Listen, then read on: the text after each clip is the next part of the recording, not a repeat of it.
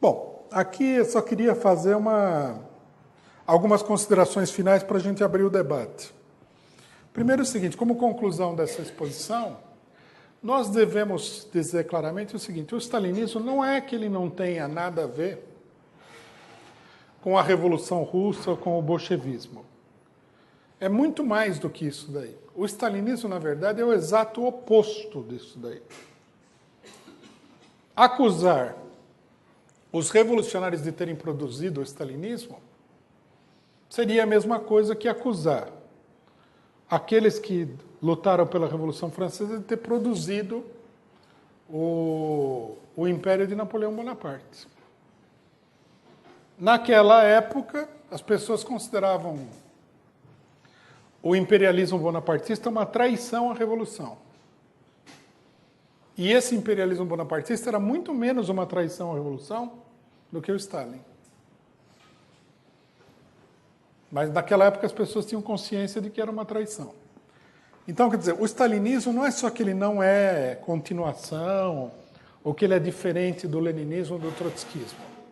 O stalinismo é o exato oposto. O stalinismo é uma contra-revolução. É uma política de defesa de uma burocracia contra a revolução proletária. Não tem nada em comum, socialmente, politicamente, a não ser as bandeiras, a decoração é a mesma, a conversa, a utilização do nome do Lenin, essa coisa superficial, né? Mas nós, logicamente, não podemos acreditar que porque uma pessoa fala que é alguma coisa, que ela efetivamente é. Né? Todo mundo vive no Brasil e todo mundo sabe, os políticos brasileiros todos são democratas, honestos, socialistas, pelo menos é o que eles falam para todo mundo. Quem que acredita nisso? Ninguém. Então, quer dizer, não dá para dizer, porque o stalinismo fala que ele é o marxismo-leninismo, nós temos que acreditar sem uma observação crítica, não faz sentido nenhum. Uma outra coisa que é importante é o seguinte, é uma coisa que eu tenho visto muito no Brasil. A direita brasileira, ela se proclama liberal. É mais fácil considerar o Stalin como marxista do que a direita como liberal, inclusive no terreno econômico. Né? Mas, enfim, a propaganda dela é que ela é liberal. E como ela é liberal, ela é uma defensora da liberdade. Então, eles dizem o seguinte, volta e meia eu vejo no Facebook uns malucos lá, postando coisas assim, os mortos do comunismo. Então, vem lá uma fileira assim, de milhões de pessoas em tudo quanto é lugar. Isso aí é tudo, em grande medida, uma falsificação. No caso da União Soviética, é uma completa falsificação. Veja que ponto que a gente chega. A gente tem aqui que defender o Stalin das acusações da direita. Falo que o Stalin matou 20 milhões de pessoas. Isso é uma coisa absurda. Alguém matar 20 milhões de pessoas. Totalmente absurdo. Primeiro, quando a gente ouve essas coisas, a primeira coisa que a gente tem que pensar é o seguinte, como, na prática, alguém mata 20 milhões de pessoas?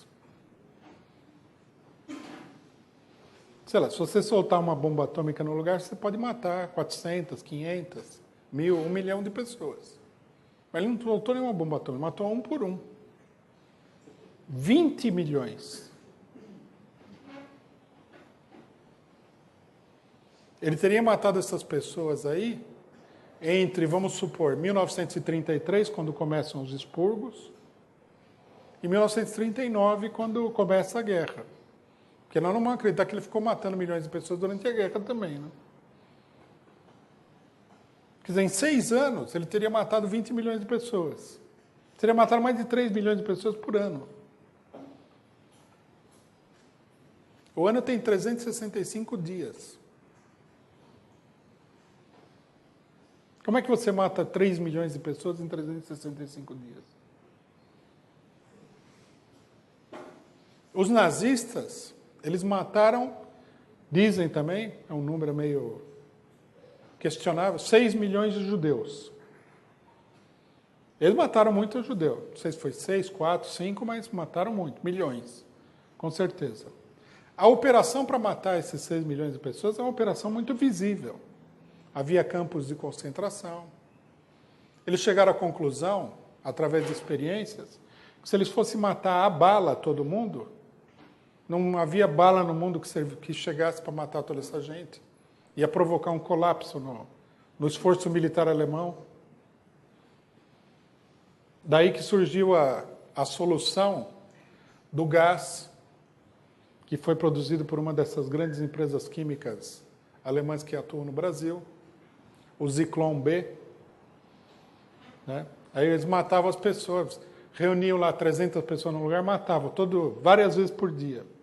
Quer dizer, não dá para você ocultar das pessoas a operação burocrática, industrial, monstruosa de matar 20 milhões de pessoas. É impossível.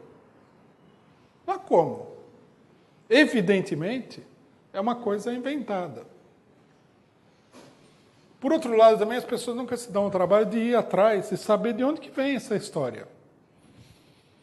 Eu vi, por exemplo, uma das pessoas que teria criado essa estatística, que é um historiador norte-americano, Robert alguma coisa. E ele faz lá uma conta que chega nos 20 milhões de pessoas. Aí ele termina e fala assim, mas não há nenhum registro disso, não há como demonstrar que essas 20 milhões de pessoas foram assassinadas. Tudo bem, não vamos pedir também o registro de cada uma das 20 milhões de pessoas. Mas, no caso dos nazistas, houve os campos de concentração, havia forno crematório, havia o extermínio de levas enormes de pessoas por gás, havia o movimento dos trens que traziam judeus da Polônia, da Hungria, e colocavam esses judeus nos campos de concentração para serem assassinados. Há o nome das pessoas, há um número muito grande de pessoas que foram assassinadas aí comprovadamente. Quer dizer, eu não sei se mataram 6 milhões exatamente, mas que mataram uma quantidade que pode ter chegado a 6 milhões é uma coisa mais ou menos evidente. Mas e na União Soviética? Onde mataram essa gente? Onde é que está esse povo? Onde é que estão os cadáveres? Que eu saiba, não tinha forno crematório na União Soviética. Exatamente, haja Sibéria. E depois tem muita gente que teve nesses campos de concentração. Um deles foi o Solzhenitsyn. Ele descreveu o campo de concentração. Eu li o livro dele e não vi que ele falasse que tinha forno crematório nem nada. Isso é uma história inventada. Eu calculo que, digamos assim, sendo muito carniceiro, Stalin matou 100 mil pessoas, aí, por aí. Uma cifra desse tipo. Não tem nada a ver com os 20 milhões. A natureza, inclusive, do assassinato de pessoas pelo regime stalinista era outra. Era a tentativa de conter a oposição interna. Não era que nem o Hitler, um genocídio programado. Por exemplo, os trotskistas foram exterminados, milhares de trotskistas. Milhares. Tem fatos comprovados que Stalin matou a direção do Partido Comunista Polonês, matou uma parte da direção do Partido Comunista Alemão, romeno. Ele foi o Trotsky mesmo fala, o Stalin matou mais comunistas do que o Hitler. A especialidade dele era justamente matar os comunistas, por isso que justamente ele não tem nada a ver com o comunismo. Agora, não foram 20 milhões de comunistas, vai me desculpar, mas isso aí não é uma coisa viável.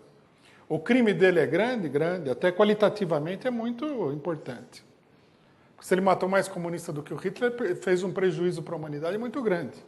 Embora a matança do Hitler seja maior do que a dele. Então, que ele é um criminoso, não há dúvida, mas que ele tenha matado 20 milhões de pessoas, esse aí não dá.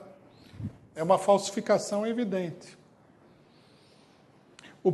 Esse próprio autor, ele coloca entre os 20 milhões de mortos os mortos da crise econômica de 1930. Bom, mas crise econômica não é genocídio. Pode ser que o governo seja culpado pela crise econômica. Mas ele não foi lá matar o povo morreu porque a administração era ruim. Nunca ouvi falar que você deva colocar na conta da repressão policial do governo as pessoas que morrem aí pelo descalabro econômico. Não tem sentido. Quer dizer, é uma história triste. Quando vocês virem aí que o Stalin matou tantos, o Mao Tse-tung matou tantos e etc., não é para levar a sério porque não é sério. A não ser que, no caso da União Soviética, por exemplo, alguns milhões de pessoas morreram na fome dos anos 30. Como morreram também na Guerra Civil, um número considerável. Se a gente incorporar esses aí, fazendo a distinção de que foi uma crise econômica, tudo bem, aumentaria o número. Também nunca chegaria a 20 milhões de pessoas.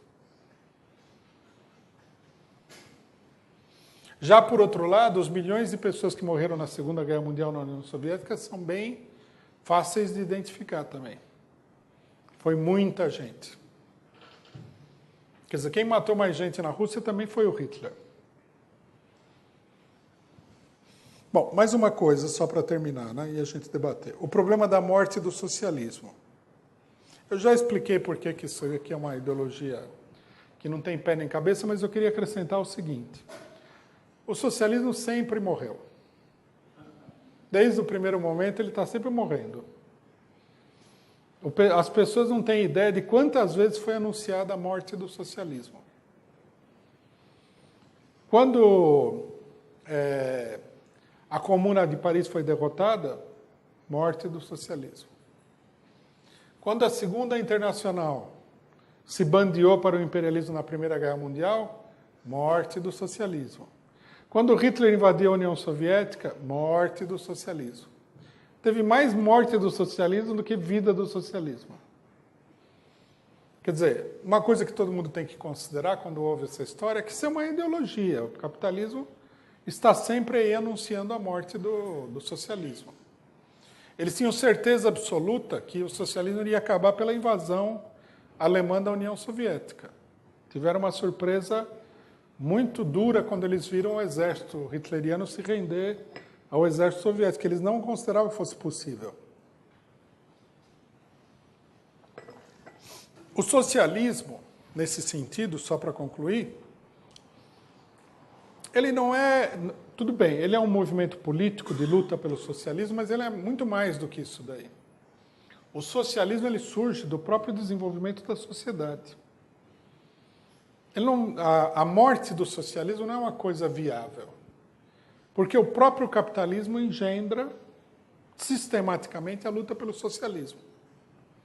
Você vê que no Brasil, hoje em dia, tem muito mais gente que é a favor do socialismo do que gente que é a favor do capitalismo. Não sei se vocês repararam que todos os partidos brasileiros de maior destaque são socialistas. Então você tem aí, por exemplo, o PT, que é socialista, todo mundo fala que é socialista. O PSDB é partido da social-democracia brasileira, socialista. O PSB, que é o partido que está crescendo mais aí, que é um balaio de gato de vigaristas e oportunistas de todo tipo, também é partido socialista brasileiro. O PSOL é socialista, o PSTU é socialista, todos são socialistas. Na esquerda, os únicos que não são socialistas são o PCB, que é comunista, e o PCO, que é Partido da Causa Operária, não é socialista no nome. Você vê que o socialismo está tão morto que não tem nenhum partido capitalista. Quer dizer, é uma necessidade que surge de dentro da sociedade. Não é uma coisa que alguém inventou, não é, como eu já ouvi falar muitas vezes, um projeto de engenharia social, um plano maluco de alguém para mudar a sociedade de acordo com um figurino pré-concebido, nada disso. Ele surge da desigualdade social, da rejeição ao capitalismo, do fato de que as pessoas são exploradas, etc. e tal. E num dado momento,